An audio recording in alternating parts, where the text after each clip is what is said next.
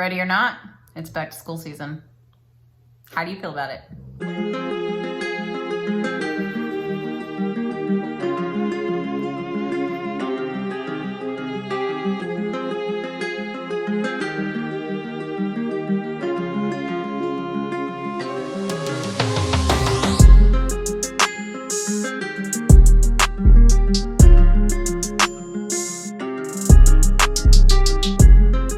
Hey guys, it's Jessica and I am an SLP in the Dallas area, and I am so glad that you have found my channel. Welcome here.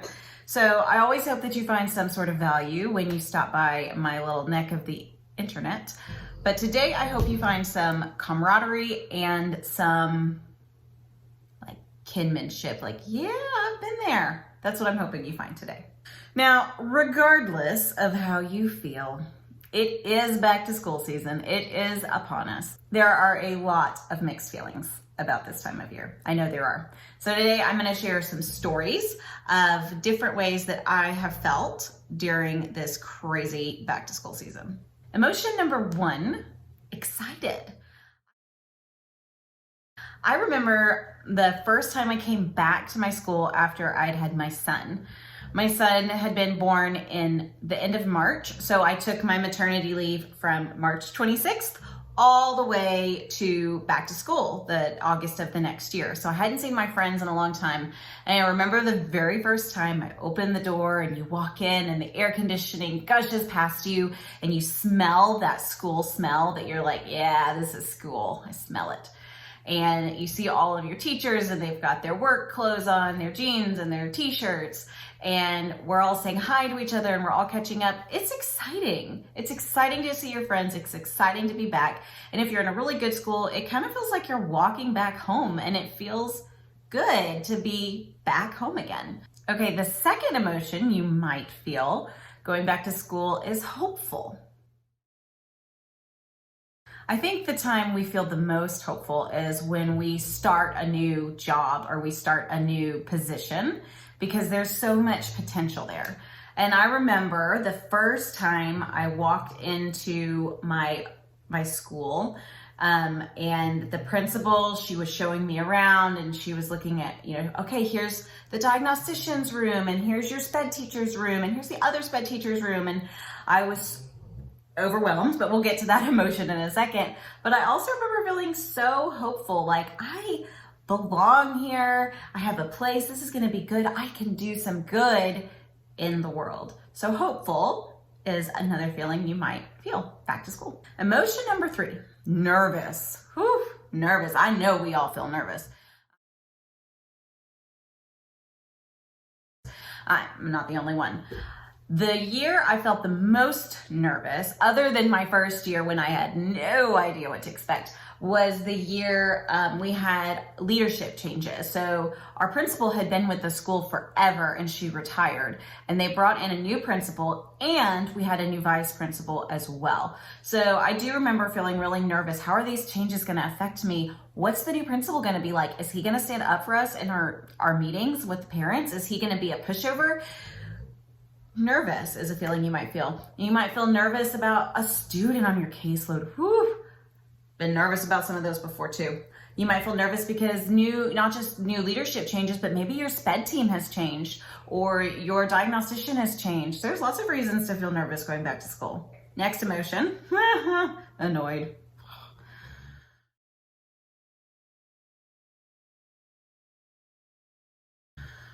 We all feel that. Oh, okay. Trying to think of the best example of a story to tell you to feeling annoyed. Okay, truly, I don't have a single story to depict annoyed. All I'm thinking of when I think of annoyed is waking up early sucks so much. And being on somebody else's schedule is the worst. And if you have kids and you have to take them to take care, you have to wake up early, that's just so, ugh. And all of the staff meetings, the pointless trainings at the beginning of the year where you're just sitting and you're like, I could be doing so many better things with my time right now, but I'm not. I'm here listening to you talk about something that doesn't apply to me. Annoyed. Overwhelmed. I remember when my first year teaching in the public schools. And I had no clue what I was doing. We had like these new computer systems that I obviously have never used before. I had 60 kids. I was supposed to be getting myself familiar with all of their paperwork. So 60 kids, brand new computer system that I've never used before. And I was so overwhelmed trying to figure out all of it, trying to organize a schedule with teachers I didn't know and I had no relationship with. So anyways, I had been working so diligently at this for a week and was so proud of myself. I'd made it to like the open house, back to school night, where all the parents and students come in to meet their teachers. I was standing in the hall and was talking to my diagnostician, and I was telling her I was so proud because I had done my schedule. I'd made a schedule, and I said, and I've made it so that our art days are going to be on Thursday, and my second assignment will be on Fridays. And she looked at me and she goes, well, that's good because our days are always on Thursday.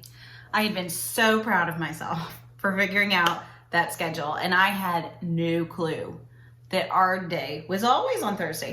Fortunately, in that situation, it worked out in my favor because I would have like died if they had told me we didn't have an art day. That was like the best thing at my school. If you're not in Texas, an art is just an IEP meeting. So overwhelmed, definitely, like just paperwork, and you get new evaluations constantly on your desk, and you get new teachers, or you're the new person and you got to meet all the new teachers. It's just overwhelming. Okay, the last feeling you might be experiencing is confident, and that's a great feeling to have.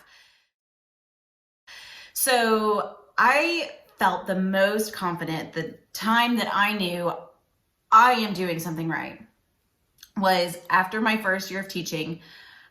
So in my district, everybody pretty much had two assignments. You had your main campus, and then you would either be put at a smaller campus or another campus to help out one day, or you would be put on an evaluation team. And to me, this is just my opinion, being on an evaluation team was more prestigious. You were handpicked to be put on that team because that meant that you were somebody that, our coordinator could rely on to show up and did good evaluations and did good reports. Okay, you guys know I have a special love for autism. And so after my first year, I had been tucked away at this little middle school, literally tucked in a supply closet. Not my best year, but I did it and I learned a lot. However, after that year, when I got my assignment in the mail, I walked out. We were still in our apartment. So I walked across the parking lot and I used the little key to open our mailbox and open the envelope. I was so excited to see it was from our coordinator. Pink paper, had my assignment, my school that I loved. And my second assignment was an AU evaluation team. AU stands for autism. Like my assignment, my job was going to be to evaluate with the school psychologist and the diagnostician. We would all work together as a team and decide if a child had autism. And I felt so confident, like, yes, they see me. They see that I know what I'm doing and I'm talking about. And I was so confident heading into that school year. I hope that you are feeling the good emotions in this emotion salad of happy, excited, confident, hopeful. I hope you feel those. But in reality, I know we probably are all feeling a little bit of everything, and that is okay. Mindset is everything. So even when you're feeling overwhelmed or nervous or scared, just know everything you do matters. You matter to all of these students and their families, and you have been put in their lives to help them. So I want you to give me one good, confident fist pump, and we're going to start this year off right. Ready? 1, 2, 3. Yeah.